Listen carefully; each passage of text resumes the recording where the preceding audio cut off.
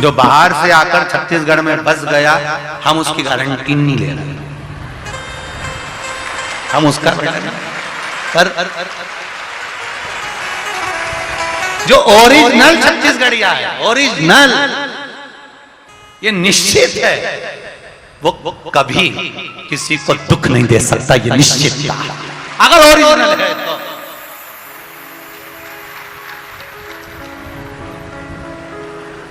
अब आजकल का जमाना में तो डुप्लीकेट तो घना सारा हो गया, तुम कहीं करोगे तो डुप्लीकेट तो चलता रहता है। पर नकली नोट कितने भी ओरिजिनल नोट की गड्डी में फंसा दो, एक आध बार चल सकता है पर बार बार नहीं चल सकता। इसलिए ओरिजिनल ओरिजिनल होता है, इसलिए ओरिजिनल छत्तीसगढ़िया पहचान लिया जाता है कि ये ओरिजिनल है, ये दुख नहीं दे सकता, ये कष्ट नहीं दे सकता।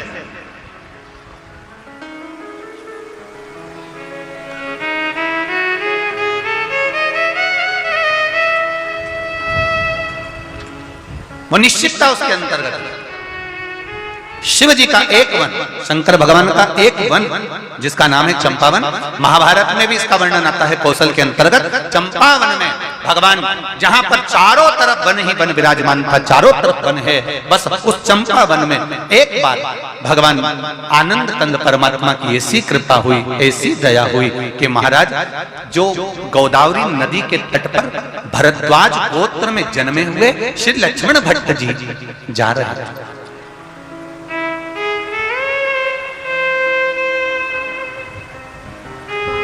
जिनकी धर्मपत्नी का नाम था इल्लमगारू,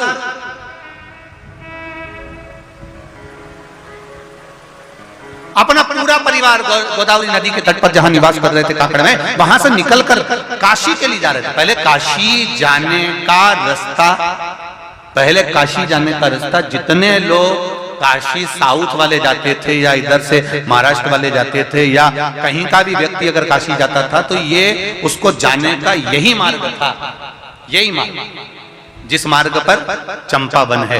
काशी जाने वाला पहले चंपावन के क्षेत्र में रुकता हुआ फिर जाता था। अब ये इल्लमगारू के साथ में लक्ष्मण भट्ट जी और उनका पूरा परिवार भगवान शिव की भक्ति को धारण करते हुए, ब्राह्मण परिवार है, शिव भजन करता हुआ उन्होंने संकल्प लिया। लक्ष्मण भट्ट जी ने, श्री लक्ष्मण भट्ट जी ने संकल्प लिया 1.25 लाख ब्राह्मण को काशी में जाकर भोजन कराना है। 1.25 लाख ब्राह्मण को भोजन कराने का सामान लेकर, सामग्री लेकर, गाड़ी में भरकर, बैलगाड़ियों में भरकर और सारे अपने ब्राह्मण परिवारों के साथ में, सारे भरद्वाजों के साथ में चल दिए और सारे नगरवासी भी उनके साथ जा रहे हैं। भगवत स्मरण करते करते पैदल चल रहे हैं, कोई गाड़ी से चल रहा है, भजन करते करते आराम से चलते चलते ये चंपावन के नजदीक में पहुंच गए।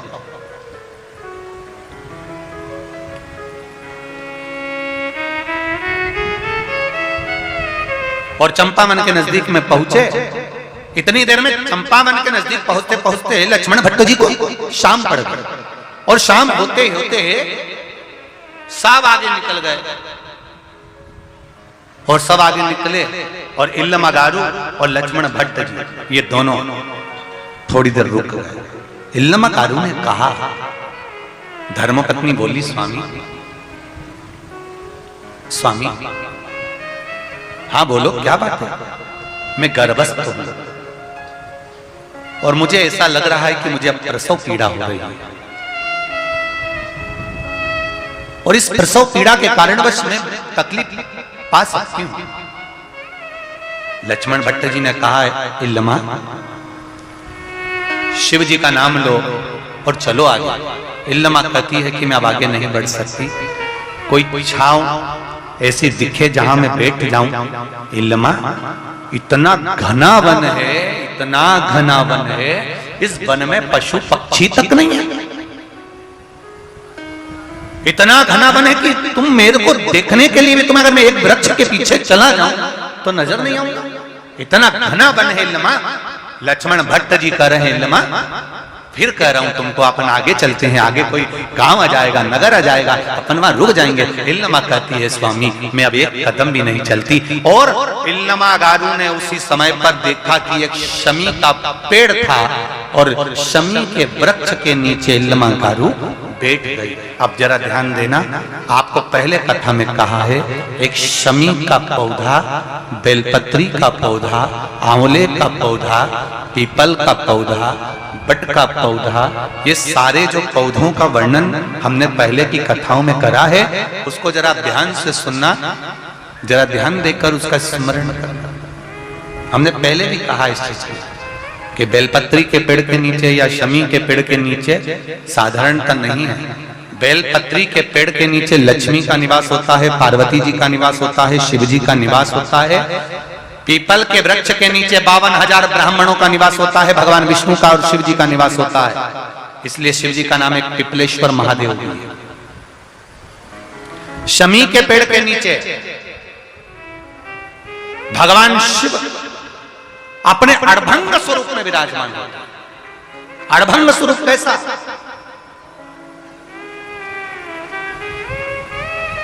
हम क्यों कहते हैं कि आप लोगों को भी पहले कहा शमी का जो पत्ता होता है, देखा है शमी का जो पत्ता होता है, हम पहले भी कथा में कहा है, जो व्यक्ति मदिरा में डूबा रहता है, नशे में डूबा रहता है, जो व्यक्ति बहुत ज्यादा मात्रा में ये तंबाकू गुटखा या पाउच आदि खाता रहता है और उसका गुटखा पाउच छूटने को तैयार नहीं होता, वो बेचारा प्रयास करता है, ऐसा नहीं कि नहीं करता।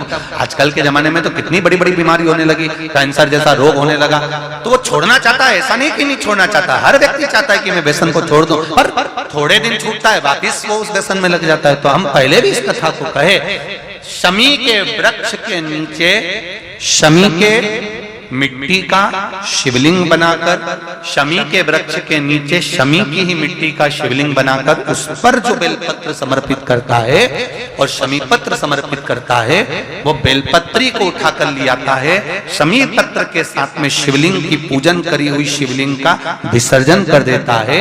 उसी दिन उस बेलपत्र को, लाए हुए बेलपत्र को जो शमी पेड़ के नीचे पूजन कर कर बनाया गया है, उस बेलपत्र को जो नशा करने वाला व्यक्ति होता है उसको 3 दिन तक लगातार, पहली पत्ती बीच की, दूसरी पत्ती राइट की, तीसरी पत्ती लेफ्ट की, जो एक एक कर कर 3 दिन तक खिला देता है। 3 या 4 बार अगर प्रयोग कर लिया तो ये निश्चित है दूसरी बार वो नशे में धुत नहीं होगा, ये निश्चित। शमी वृक्ष जो शंकर भगवान का अड़भंग स्वरूप जहां विराजमान, थोड़ा मदिरा पान करने वालों के लिए, व्यसन करने वालों के लिए, थोड़ा गलत कर्म करने वालों के लिए थोड़ा सा, और बहुत जरूरी है। मेरा नवयुवक बेटा बेटियों से ये निवेदन रहा है और आज फिर कहता है, आप तंबाकू खाते हो, आप गुटखा खाते हो, आप पाउच खाते हो, आपसे निवेदन है ये समझ लीजिए कि आप मौत की सीढ़ी पर अपना पांव रखना प्रारंभ कर दिए हो, और मौत की सीढ़ी पर पांव रखा और कभी भी कोई बड़ी बीमारी आपको किसी भी समय पर घेर सकती है। एक बात बहुत ध्यान से उतारना, मेरे बेटा बेटियों से निवेदन, नवयुवक बच्चों से निवेदन, युवान बेटा बेटियों से निवेदन है, हम सुपारी खाते हैं या कोई सामान खाते हैं, बार बार हमारा गाल कटता जाता है, फिर ठीक होता है, फिर कटता है, फिर ठीक होता है, फिर कटता है, दांत में, जबड़े पर और गाल में झार झार सी पड़ने लगती है। धीरे धीरे धीरे धीरे 10 साल, 15 साल, 20 साल, 30 साल बाद वहां फिर घाव उत्पन्न होने लगता है। अच्छा, कई लोग कहते हैं कि पुराने लोग भी तो खाते थे, तो पुराने लोग ये तंबाकू या गुटखा नहीं खाते थे, पुराने लोग पान खाते थे, बीड़ा खाते थे। पान में चूना लगता था, कत्था लगता था, और पान में एक तंतु होता है बीच का, वो तंतु एक ऐसा होता है जो अंदर बीमारी को पनपने नहीं देता। इसलिए जो बुजुर्ग लोग जो पान खाने वाले होते हैं, केवल जो पान का सेवन करते हैं, उनको कभी ये बड़ी बीमारी का रोग सताता नहीं है। पर जो ये नया नया पाउच आता है जिसपे तुमने देखा होगा, उस पे कैंसर का फोटो भी बना रहता है, ये नए नए पाउचों पर, कभी तुमने देखा कि पान पर फोटो बना हुआ है, पर पाउच पर, गुटके पर उसका समझो।